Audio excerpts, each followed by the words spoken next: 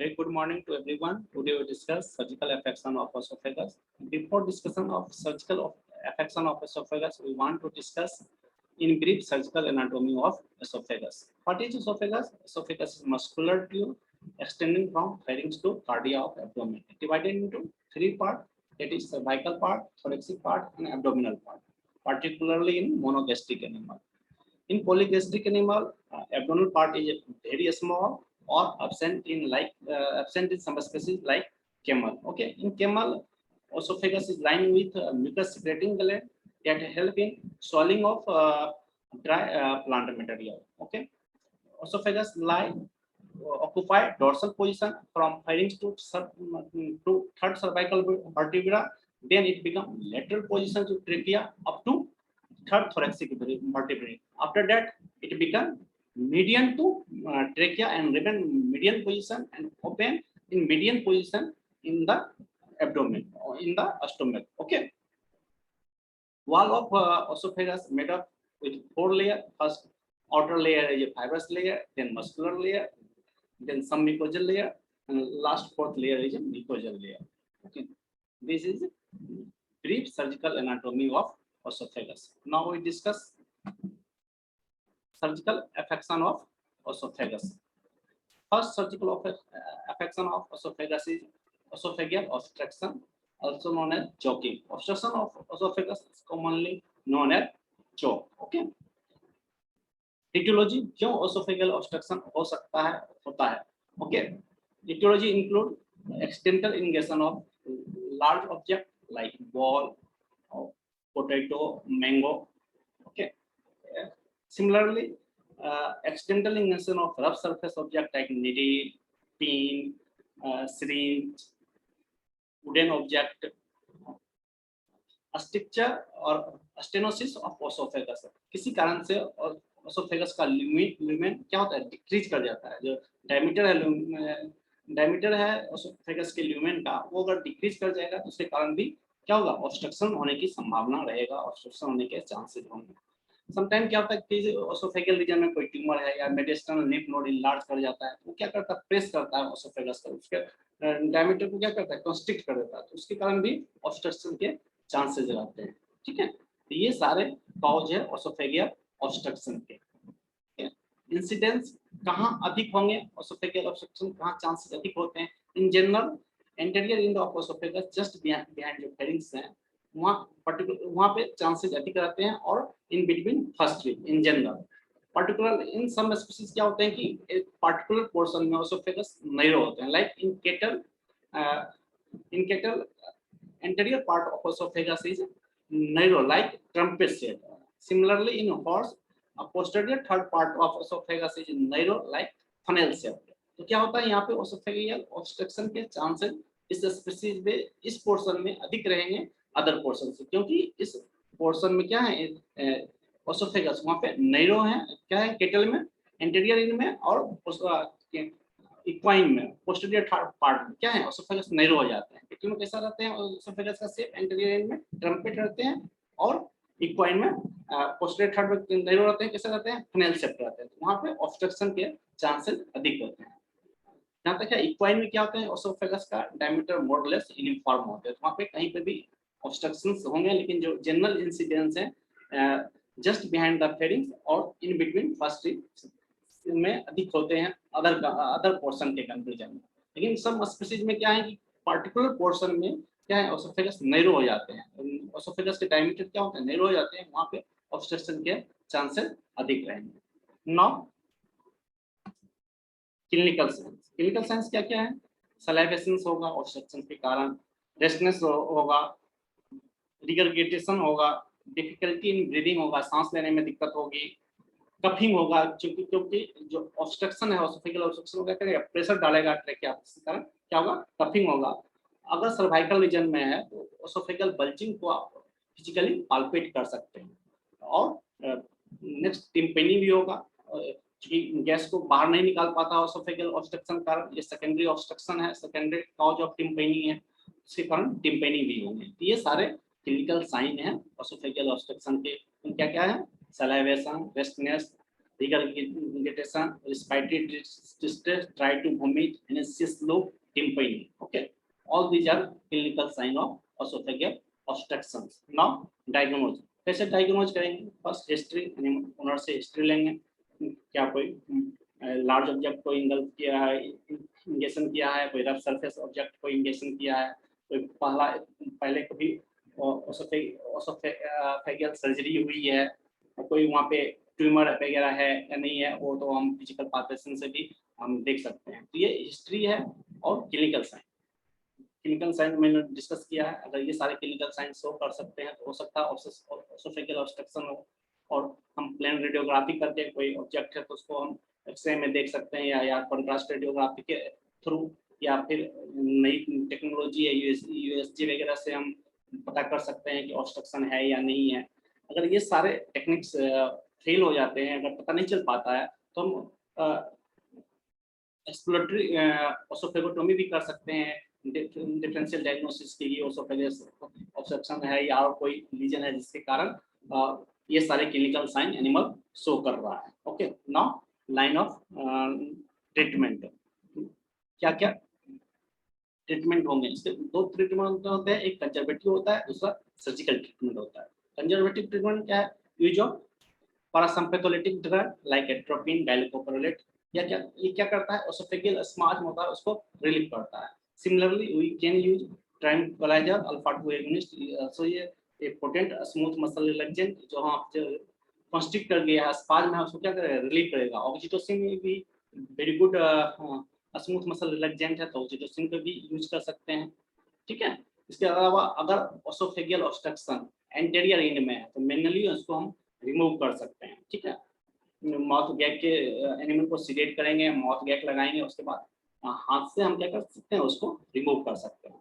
या कोई soft particle, soft smooth particle के कारण ऑब्स्ट्रक्शन है तो उसको हम क्या करते हैं? फिजिकली क्या कर सकते हैं? प्रेस कर सकते हैं। तो क्या होगा? जब प्रेस हो जाएगा तो फिर एब्डोमेन में, स्टोमक में चले जाएंगे। इस तरह से अगर कोई smooth surface particles object oesophageal obstruct किया तो उसको हम क्या कर सकते हैं? प्रोवेन यूज करके उसको क्या कर सकते हैं? उसको हम एब्डोमेन में या रूमेन में, स्टोमक में या रूमेन में क्या कर सकते हैं? प्रेस कर सकते हैं उसमें, उसको प्रोवेन से क्या कर सकते हैं? डाल के उसको हम रूमेन में डाल सकते हैं। क्या वहाँ रूमेन में पड़ा रहेगा? जो प्रॉब्लम हो रही है ओसोफेगियल ऑब्स्ट्रक्शन से, उससे रिलीफ हो सकता है। ये सारे कंजर्वेटिव लाइन ऑफ ट्रीटमेंट है। जो कुछ सिम्टोमेटिक ट्रीटमेंट करेंगे, जैसे स्लाइवेशन के कारण डिहाइड्रेशन हो सकते हैं तो फ्लूइड थेरेपी करेंगे। इसी तरह से अगर टिम्पनी है, अगर सीवियर टिम्पनी है तो एंटी ब्लॉट एजेंट यूज करेंगे, या फिर रूमेन पक्चर करके जो इमीडिएट गैस का फॉर्मेशन होगा उसको हम क्या करेंगे? रिलीव करेंगे, ताकि गैस कुछ निकल जाए, एनिमल को रिलीफ हो, जो रिस्पिरेटरी डिस्ट्रेस हो रहा है। ये सारे हैं कंजर्वेटिव ट्रीटमेंट। अगर कंजर्वेटिव ट्रीटमेंट फेल कर जाते हैं, अगर कंजर्वेटिव ट्रीटमेंट इस कंडीशन को सोल्व नहीं कर पाता है तो हम क्या करते हैं? सर्जिकल ट्रीटमेंट करते हैं। Surgical treatment include preparation of site, जहाँ पे ऑब्स्ट्रक्शन है उस साइट को हम प्रिपेयर करेंगे, एनिमल को सीडेट करेंगे। उसके बाद अगर लार्ज एनिमल है तो क्या करेंगे? राइट लेटरल रिकमेंसी में हम क्या करते हैं? कंट्रोल करते हैं। लेफ्ट में नहीं करते हैं, क्योंकि रूमेन्स रहते हैं वहाँ पे, फिर रूमेन कंप्रेशन से टिम्पनी होने की संभावना, रिग्रेगेशन के चांसेस रहते हैं। तो ये क्या करते हैं? हम राइट लेटरल रिकमेंसी में एनिमल को कंट्रोल करते हैं। ठीक है, उसके बाद साइट ऑफ इंसिजन है वहाँ लोकल इन्फिल्ट्रेशन करते हैं, लोकल एनेस्थेटिक इन्फिल्ट्रेट करते हैं। उसके बाद ऑब्स्ट्रक्शन के साइड पे इंसिजन देते हैं, या अपर या लोअर बॉर्डर, जुगुलर फेरो के अपर या लोअर बॉर्डर में इंसिजन देते हैं। इंसाइज करते हैं स्किन के सबक्यूटेनियस टिश्यू को, स्टेनोइडस मसल्स है उसको सेपरेट कर देते हैं।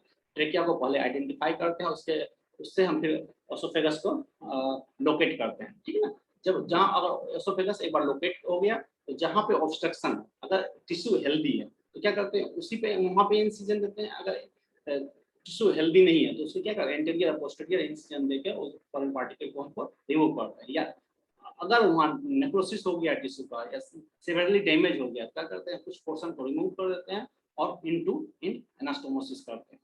जो एगोटोमी करते हैं उसका इनटू एनास्टोमोसिस सिंपल इंटरप्रेट सूचक पैटर्न में करते हैं। जब ओसोफेगोटोमी करते हैं, अगर टिश्यू हेल्दी रहते हैं क्या करते हैं, ओसोफेगोटोमी करते हैं। ओसोफेगोटोमी करके हम जो भी ऑब्स्ट्रक्टिंग मटेरियल है उसको रिमूव करते हैं। वहाँ पे 2 लेयर में हम सुचर देते हैं। फर्स्ट लेयर में कोनेल देते हैं, सेकंड लेयर में पुशिंग या सिंपल एंटरप्रेट सुचर देते हैं। ठीक है। अगर ऑब्स्ट्रक्शन स्मॉल एनिमल में, सर्वाइकल रीजन में, एनिमल को जनरल एनेस्थीसिया के अंदर मैंने ऑलरेडी एनेस्थीसिया में डिस्कस किया, डिफरेंट प्रोटोकॉल है।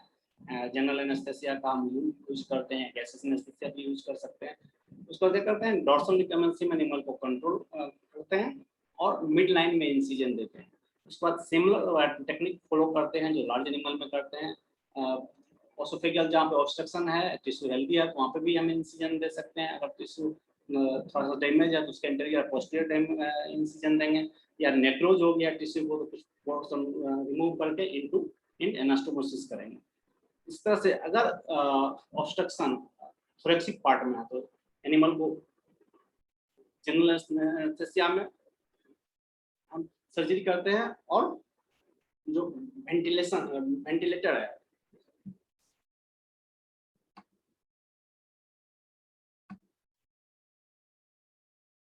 तो अगर कैनाइन में थोरेक्सिक रीजन में ऑब्स्ट्रक्शन है, तो क्या करेंगे, जनरल एनेस्थीसिया के अंदर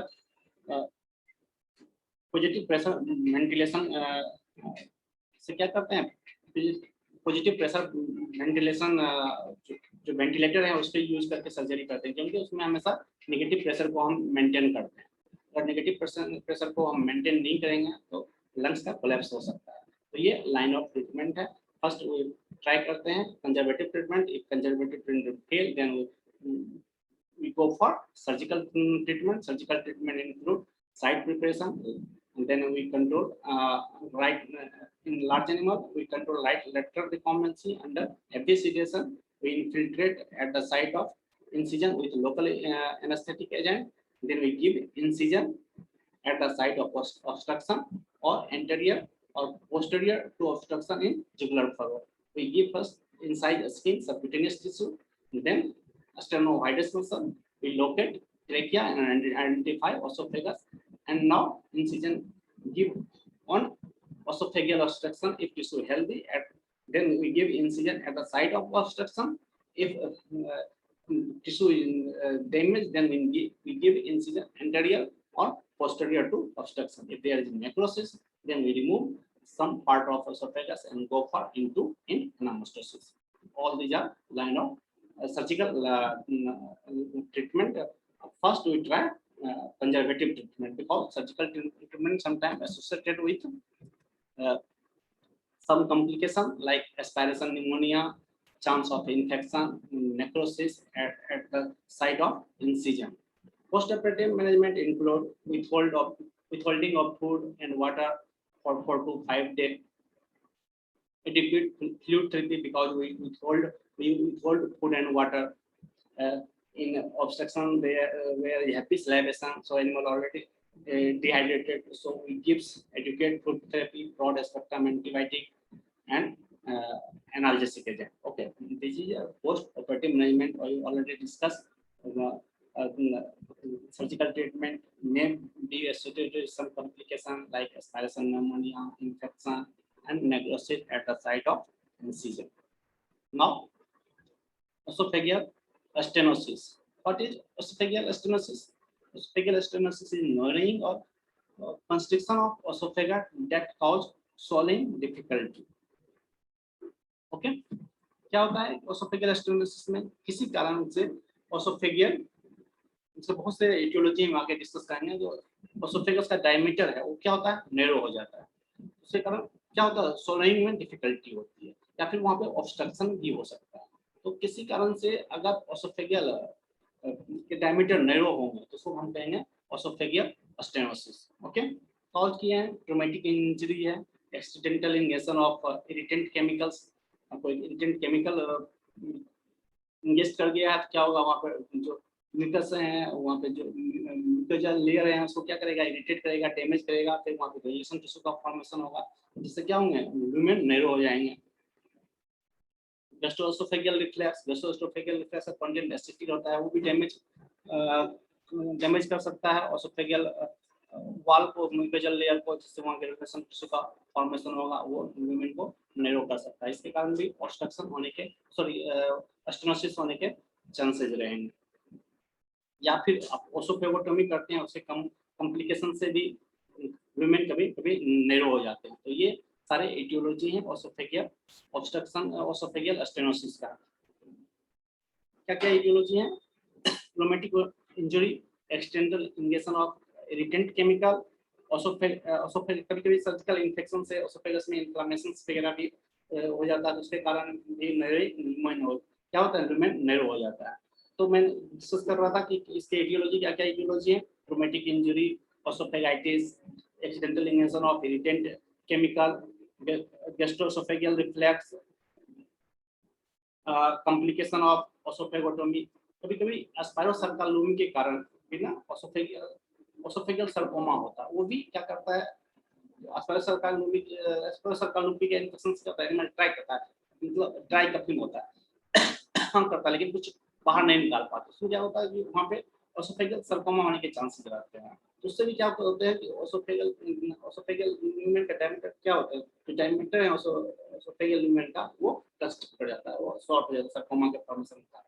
जहाँ पे सर्कोमा का फॉर्मेशन होगा, मान लो कि ये लुमेन है, यहाँ पे कोई ट्यूमर का ग्रोथ हो गया, तो क्या करेगा, लुमेन को, लुमेन के साइज के डायमीटर क्या करेगा, डिक्रीज कर देगा। ये सारे इसके एटियोलॉजी हैं ओसोफेगियल स्टेनोसिस के। Now clinical signs, clinical signs मोरलेस जो मैंने ऑब्स्ट्रक्शन में डिस्कस किया था वही रहते हैं, वही होते हैं। रिगर्गिटेशन होगा, सैलिवेशन होगा, डिस्फेगिया होगा, रेस्पिरेटरी डिस्ट्रेस होगा, वेट लॉस होगा। उसकी ओसोफेगियल स्टेनोसिस है तो लिक्विड सेमी सॉलिड चीजें आसानी से एनिमल सोल्डरिंग कर लेता है, लेकिन कोई लार्ज ऑब्जेक्ट होगा तो वहाँ पे ऑब्स्ट्रक्ट होने के चांसेस रहते हैं। क्लिनिकल साइंस मैंने क्या डिस्कस किया, regurgitation, dysphagia, salivation, weight loss, respiratory sign, ये सारे इसके क्लिनिकल साइन। ठीक है, ये एनिमल क्लिनिकल साइन शो करता है तो वो हम सस्पेक्ट कर सकते हैं कि ओसोफेगियल स्टेनोसिस हो सकता है। नॉट ट्रीटमेंट, अगर ओसोफेगियल इन्फेक्शन है तो ब्रॉड स्पेक्ट्रम एंटीबायोटिक यूज करेंगे, एंटी इन्फ्लेमेटरी एजेंट यूज करेंगे। अगर conservative treatment, balloon catheter dilation भी हम कभी-कभी करते हैं। अगर स्मॉल स्टेनोसिस है तो बैलून कैथेटर डायलेशन क्या है, उसमें एक बल्ब होती है, उसको हम क्या करते हैं, पहले डिफ्लेट बल्ब को क्या करते हैं, कैथेटर के साथ ओसोफेगस में इंट्रोड्यूस करते हैं, उसके बाद बल्ब क्या करते हैं, इन्फ्लेट करते हैं, उसके बाद स्लोली पुल करते हैं। जहाँ पे स्टेनोसिस होता है वो क्या करता है, पोर्शन क्या होता है, डायलेट होने की हो जाता है। तो ये कर सकते हैं, लेकिन हमेशा सक्सेस नहीं होता है, कहीं-कहीं कभी-कभी ये सक्सेसफुल है। तो लाइन ऑफ ट्रीटमेंट में मैंने डिस्कस करा था, अगर ओसोफेगियल इन्फेक्शन है तो हम ब्रॉड स्पेक्ट्रम एंटीबायोटिक यूज करेंगे, ओसोफेगाइटिस है तो ब्रॉड स्पेक्ट्रम एंटीबायोटिक यूज करेंगे, एंटी इन्फ्लेमेटरी एजेंट यूज करेंगे। एक सेकेंड मेथड मैंने डिस्कस किया, बैलून कैथेटर डायलेशन। अगर ये समटाइम हम लोग लोकली या सिस्टमेटिक कॉर्टिकोस्टेरॉइड भी यूज करते हैं इस कंडीशन को ओवरकम करने के लिए। अगर सारे कंजर्वेटिव ट्रीटमेंट फेल हो जाते हैं तो हम लोग सर्जिकल ट्रीटमेंट करते हैं। क्या सर्जिकल ट्रीटमेंट करते हैं, पोर्शन स्मॉल पोर्शन है तो क्या करते हैं, उस पोर्शन को रिमूव कर देते हैं और इन एनामोसिस करते हैं। ये इसके लाइन ऑफ ट्रीटमेंट है, conservative treatment and surgical treatment. Conservative treatment क्या क्या डिस्कस किए कि अगर ओसोफेगाइटिस है तो हम ब्रॉड स्पेक्ट्रम एंटीबायोटिक यूज करेंगे, एंटी इन्फ्लेमेटरी एजेंट यूज करेंगे, लोकल और सिस्टमेटिक कॉर्टिकोस्टेरॉइड यूज करेंगे।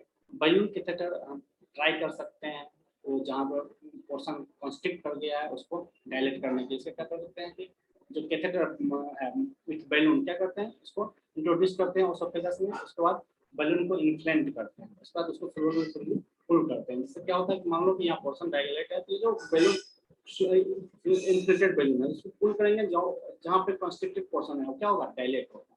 तो ये कर सकते हैं। अगर ये सारे कंजर्वेटिव ट्रीटमेंट फेल हो जाते हैं तो इनको for surgical treatment. Surgical treatment में अगर पोर्शन स्मॉल पोर्शन में स्टेनोसिस है तो उस पोर्शन क्या करते हैं, रिमूव कर देते हैं और इनको एनामोसिस करते हैं। Okay, thank you. In next class we discuss diverticulum of esophagus. Thank you.